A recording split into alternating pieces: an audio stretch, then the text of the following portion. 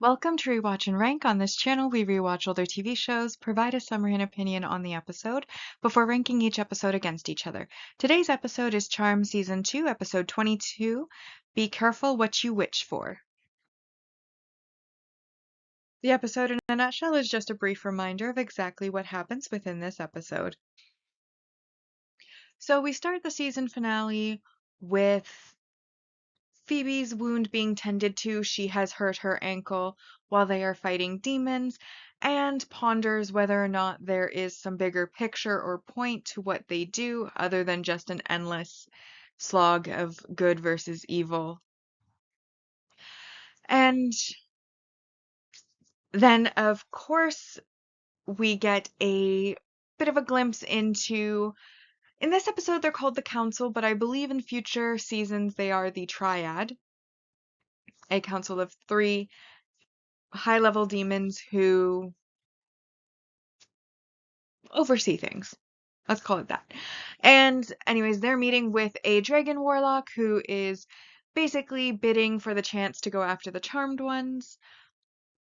But one of the council members, instead of letting the warlock go after them, is like, you know what? I've been told something by this genie here. Hear his bid out, essentially. And the genie says that, the reason everybody keeps failing is because they keep trying to use power to go up against the most powerful witches. And what they actually have to do is give them their wishes to disarm them so that they are weakened, and then they will be easy pickings. And the Triad decides to give him a chance, and they mail him to their door, like his bottle to the door.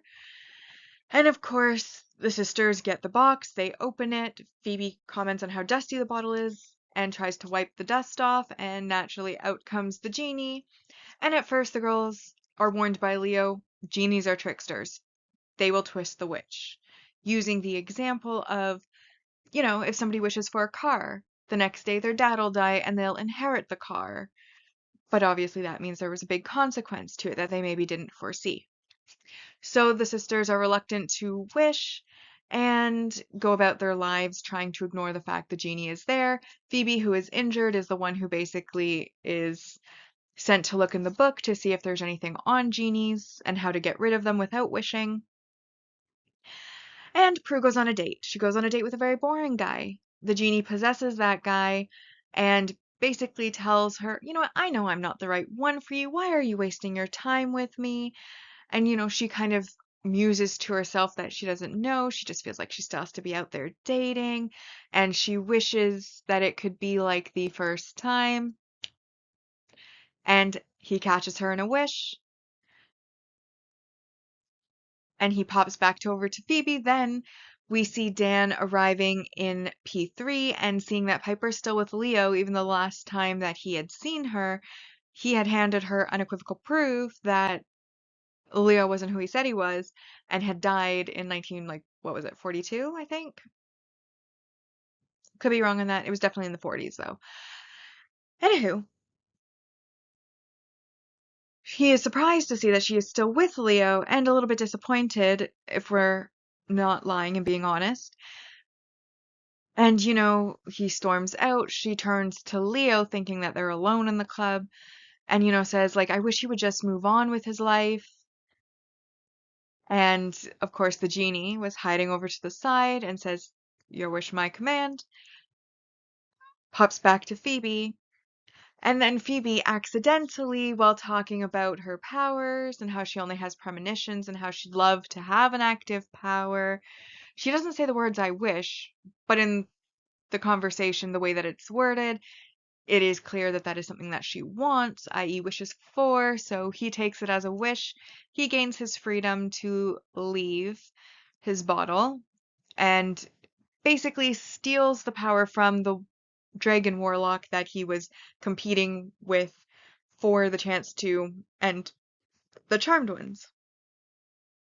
Phoebe then gets the power to fly, though she isn't very good at controlling it and ends up kind of stuck hovering quite frequently, which does add a comedic element to the episode. And the consequence for Dan moving on, of course, is that he moves on with his life, literally becoming an old man. And for Prue, it's that she returns to being 17 again. Anyways, Prue returns home. She's a teenager. They're trying to figure out what to do. And the Dragon Warlock comes in being pissed off that his power of flight has been stolen and attacks them before he is routed by Phoebe and Piper. And then basically Piper and Leo go to get the genie so that they can try to basically reverse the wishes because it's obviously causing harm. But the genie is stolen from them by the Triad who summoned him down to the underworld, where the Dragon Warlock has essentially accused him of not holding up his end of the bargain by weakening the Charmed ones, and in fact made them stronger by giving them an active power. And the genie basically talks his way out, saying, well, you failed because you went after the two with powers. One of them does not have any right now. That's who you should have targeted. It's not my fault. The Triad let him go, and the Dragon Warlock then starts to target Prue. Prue sneaks out of the house because she was a rebellious teen as a 17-year-old and has no memories of her adult life and therefore adult maturity. And she ends up going on a date with the Dragon Warlock, which even when Phoebe and Piper were talking about how Prue was at 17, they mentioned her horrifically bad taste in guys. So, not surprising she went on a date with that Dragon Warlock. And he, of course, attacks her. She runs away. She calls her sisters for help. They, even knowing it's a trap, go to try to save her. And when they arrive, they do find her, and she, of course, runs out of hiding towards them and is stabbed by the Dragon Warlock. They get her home. Leo tries to heal her, but he cannot heal the dead. But the genie, while this has been going on, has a crisis of conscience, and he comes over and basically says, you know what, I'll give up my freedom when I return to the bottle. All the wishes that you made will reverse themselves. And since it was teen Prue who died, not adult Prue, hopefully that will then mean that Prue comes back. So he goes into the bottle. He does, in fact, manage to reverse the wishes. Dan becomes young again. Phoebe no longer can fly, and Prue does return to her adult body. However, unfortunately, she is still dead. Then, of course, the Dragon Warlock comes back to attack yet again, now that there are only two sisters, and knocks the bottle under a couch. Luckily, earlier in the episode, Phoebe had a random premonition when she picked up a wallet, showing where the bottle had landed, and Leo distracts the Dragon Warlock while she dives under the um, couch, like the wicker kind of love seat, and basically releases the genie again and wishes Prue alive. He brings her back. They use the power of three to vanquish the Dragon Warlock. Dan, of course, sees this and had to be told the secret when he came to the house as an old guy. And he isn't really okay with it. Piper goes to see him after the battle, and he basically tells her that he cannot accept her secret and he doesn't want to know her or anything more about her, basically asking her to leave. So when she returns back, Phoebe, when she was talking to the genie, when she was supposed to be watching him before all of them made their wishes, the genie had said his wish would be to be human. So what they end up doing is, because he brought Prue back to life and ultimately had a change of heart, they decide to basically take him off the table as a chess piece and give him his wish of being human. However, Piper also asks that Dan forget about them, find peace of mind, and truly moves on with his life without consequences. And the genie fulfills both wishes at once, becoming a human and leaving the manor. Piper sees that Dan, seems to have forgotten. He waves friendly, not being like rude about it anymore. And then when Leo is called by the elders, Piper basically tells him that she wants to experience the other side of his life that she isn't a part of, and basically orbs away with him, leaving Prue and Phoebe with the house to themselves. And then we get our iconic door closing scene where Prue uses her power to close the door behind her. And this is where our season 2 ends. So now that we've been reminded about what happens in the season finale of season 2, it is now time to rank this episode on our ranking lists. Again, as a reminder, we rank on 2 lists, our mostly objective ranking list, and then the personal ranking list. So we'll start with our mostly objective rank values, and I've highlighted those I felt applied to this episode, and as to be expected of a finale, a lot applied to this episode. So we start with our single episode supporting character introductions, and this of course is our genie and the dragon warlock, which are each worth 1 point, bringing us to 2 points. We then get our multi-episode supporting character introduction, which is the triad, though in this episode they're calling it the council,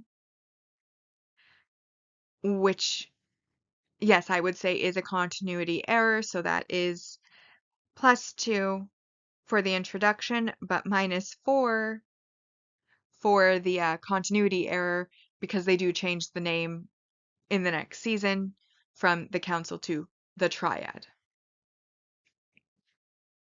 Though they could be the triad council, so I don't know if the 4 points is necessary, but I'm going to put it there anyways, just because I know the name changes. Anyways, we then get our multi-episode supporting character development, which has to do with Dan, and this is worth 2 points. Dan, of course, faces the consequences of Piper's wish by growing old and becoming a victim to magic, which, frankly speaking, it's astonishing that he managed to avoid that the entire season up to this point and have been kept completely in the dark even while he was dating Piper. It's truly astonishing. Truly. Anywho, he finally falls victim to magic, which means he finally gets in on the secret, does not react well. Dan then moves away to a new job in Portland that he had accepted, moving on with his life, and will no longer be seen again in the series. But a lot of development with Dan in order to say goodbye to the character. We then get our successful emotional impacts. Now, I've mentioned before, sometimes when they try to kill the sisters off, like fake us out on them, it's completely unbelievable because it's like the beginning of the season or like the middle of the season. And it's like, we know the show continues for this many more episodes. That's a lie. We know they're not going to stay deceased. It's obvious. So it fails to hit you emotionally. Whereas in this episode, it actually was the season finale. And had the show been, say, canceled after season 2, thank God it wasn't because I love the show. But in the event that it had been, I feel like this is where the right time to fake us out with potentially killing off one of the sisters, which, to be fair, they actually do in the future. But we're not talking about that now. We'll get there when we get there. For now, though, I felt like this was successful because there actually was the potential that she could have. It was the season finale. We, when it was originally airing, may not have known that there was a season 3 coming if we weren't following, announcements of renewals and such. We literally may not have known that there was going to be a season 3. And so her death actually was like a tense moment, something that we did feel because it could have been real. So I felt like in this case, that emotional impact was successful. I also really liked that the genie got his happy ending and was willing to have that crisis of conscience and growth, and in the end, basically put things right, and they got their happy ending. And he got to have his wish, which was to become human, which I thought was a very sweet thing. So, an emotional impact of a different kind. And therefore, both of those worth the 3 points. We then, of course, get our world building aspect in that genies are a new creature that we have discovered exist within this world.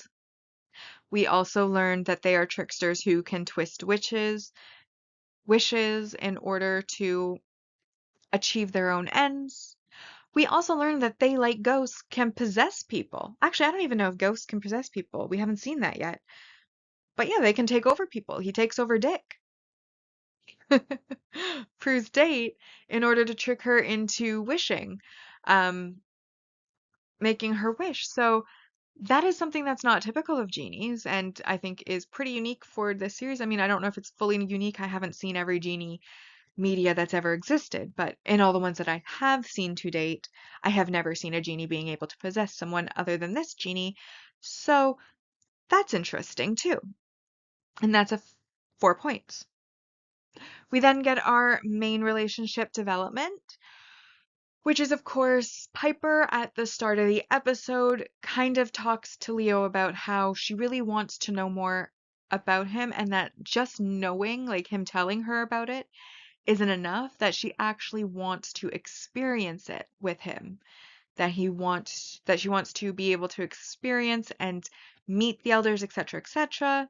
And then at the end of the episode, when he gets called, she decides now is her opportunity. She's going to meet his bosses, and they orb away together, which of course leaves us on a bit of a cliffhanger for season 3, which we will get to in our next episode. And then overall, I felt like the concept of this episode was incredibly strong. You know, I felt like there was comedy, there were lessons to be learned, there was chaos and drama, there was the tying up of loose ends, saying goodbye to the characters that won't be continuing, setting up for season 3 with some of the other characters. It just kind of was a great way to kind of round off the season, sum everything up. You know, we get the introduction of the Triad, who is going to be one of the multi-episode big bads.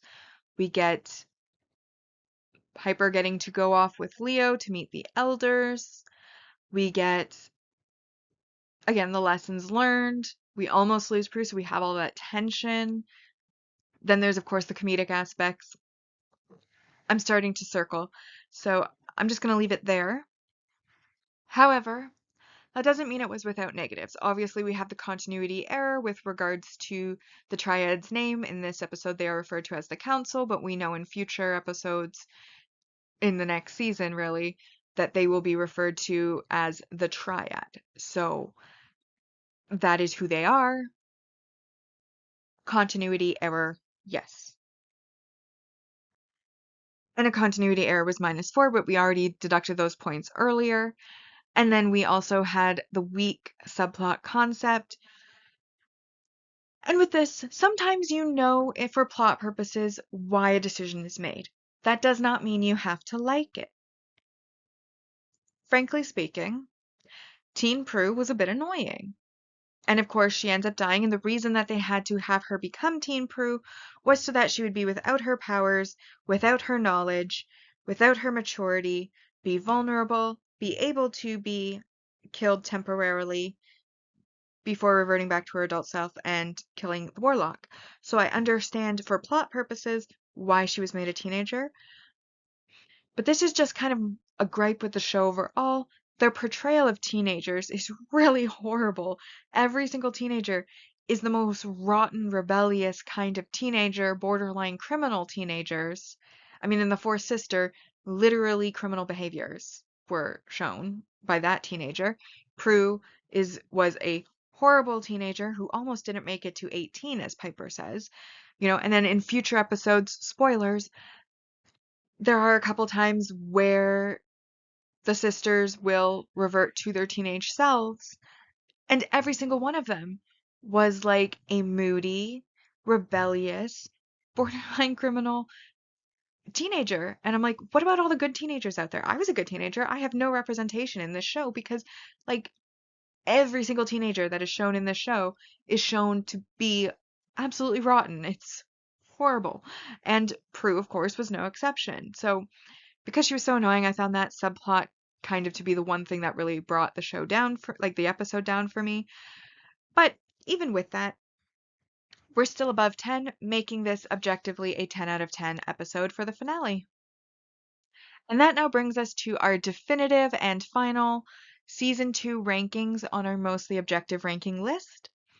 In first place, we have Witch Trial. Second, The Painted World. Third, She's a Man, Baby, a Man. Fourth, They're Everywhere. Fifth was P3H2O. Sixth, Ms. Hellfire. Seventh, Awakened. Eighth, Give Me a Sign. Ninth, Ex Libris. 10th, Be Careful What You Wish For. And the reason it is in 10th place as a 10 out of 10 episode is that on the mostly objective list, when an episode scores the same as other episodes, they are ranked in episode airing order. And as this is the final episode, it is, of course, the 10th 10 out of 10 episode. 11th was Morality Bites. 12th, Heartbreak City. 13th, Part of My Past. 14th, Murphy's Luck. 15th, Chick Flick. 16th was Astral Monkey. Then in 17th, Apocalypse Not.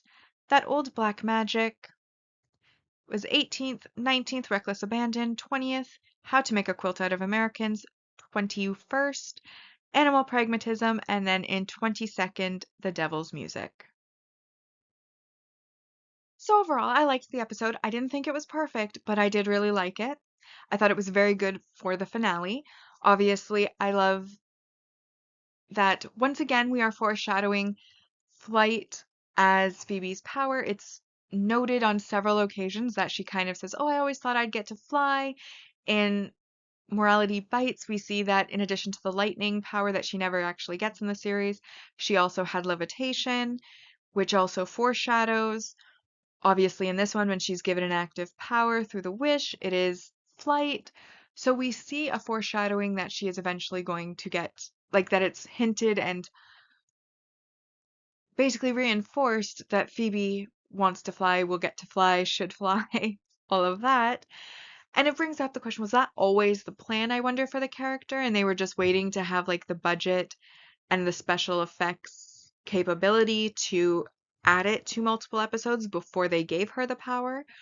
Or whether because they had mentioned it so often, they were like, when trying to come up with a new power for Phoebe, went, how about levitation? We've been saying that for so long in association to her, maybe we'll just do that. Like, was it a split decision or was it always the plan from episode 1 that she was going to get to fly?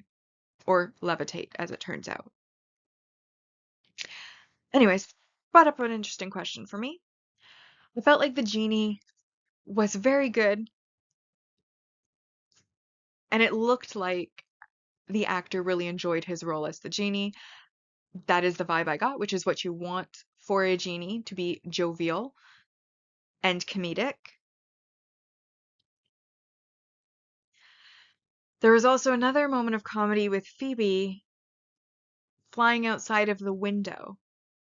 When they are defeating the Dragon Warlock when he attacks, Phoebe basically picks him up and flies him before dropping him off at the park to get him out of the way. And then, of course, she flies back, but she doesn't know how to stop.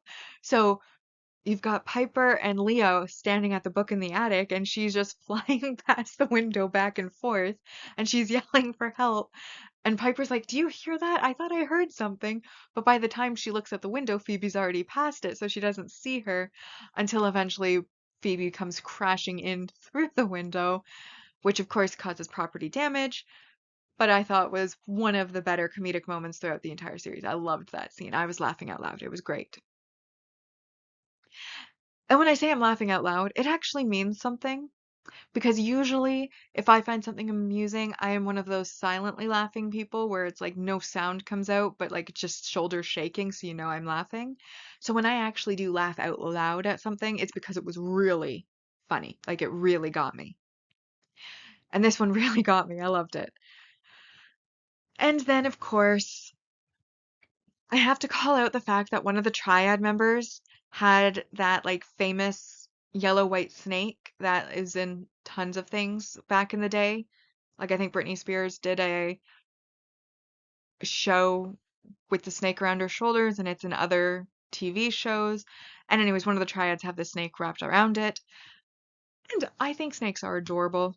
I hate that they often are used as a symbol on the dark side of things because I think they are so cute. So I had to note that the snake was there and it was adorable. I also had a question about why couldn't Leo heal Phoebe's foot? Like at the start of the episode, she gets an injury, and she gets an injury by kicking a demon beast or a demonic beast of some sort, and that is what causes her to sprain her ankle. Leo has healed wounds that were not caused by evil, but earlier in some of the episodes, he had mentioned that his healing is for magically created wounds, like for injuries caused by fighting evil. Phoebe hurt her foot fighting evil. Why didn't he heal her? He was there the whole time. He just like let her limp around with like a sprained ankle the entire episode. Meanwhile, of course, he tries to heal Prue, but she was already dead. But why did he not heal Phoebe? I do not understand. She was injured fighting evil. That's an injury he should be able to do. And you know what? In future episodes, he'll like heal Piper's finger that she cut cooking. So obviously not like nothing was stopping him from healing Phoebe's ankle. Nothing at all. I just wanted to point that out too. Obviously, the ending with the door, absolutely iconic, mimicking the end of the first episode, the end of the first season, and now the end of the second season. We got the same. Prue smiling while she closes the door with her powers. I love that they're paralleling this and carrying it on. It makes it even more iconic and awesome. And again, I want to point out that I hate the portrayal of teenagers in this show just because they never seem to want to portray any of the good teenagers. And I feel like the majority of average people are average teenagers that don't like that may have like a rebellion, like they argue with their parents, but they're not going to go out and commit criminal activity. Like most teenagers, I feel like wouldn't do that. Yet everyone that is in this episode, if they are not a geek that is like hated by everybody, like the one in that old black magic, they are borderline criminal activity, and all the girl ones at least borderline criminals. Like, I don't understand why none of them could be good teenagers or, minor rebellions, why they had to go so far with it. But anyway, saying all that, I liked the episode. It had its flaws, therefore I decided to give it an 8 out of 10 as its final score, which now brings us to our season 2 rankings. Definitively for season 2, we've now watched all the episodes. This is the final list for the personal ranking. And in first place, we have Apocalypse Not, which is my favorite of the season. Then second, Give Me a Sign. Third, P3H2O. Fourth, Awakened. Fifth, Ms. Hellfire. Sixth was Heartbreak City. Seventh, Ex Libris. This episode, Be Careful What You Wish For, came in eighth. Ninth was Witch Trial. 10th, Murphy's Luck. 11th, The Painted World. 12th, Chick Flick. 13th, They're Everywhere. 14th, Pardon My Past. 15th, Reckless Abandon. 16th was She's a Man Baby, a Man. We then go into 17th, where it is The Devil's Music. 18th, Animal Pragmatism. 19th, How to Make a Quilt Out of Americans. 20th was Morality Bites. 21st, That Old Black Magic. And then the least favorite of this season in 22nd was Astral Monkey. And so we come into our season rankings so far, or our series ranking so far, where we are ranking each of the seasons against each other. And now that season 2 has been completed, we can now place it where it belongs so far on our list. So on our mostly objective ranking, season 2 is actually in first place.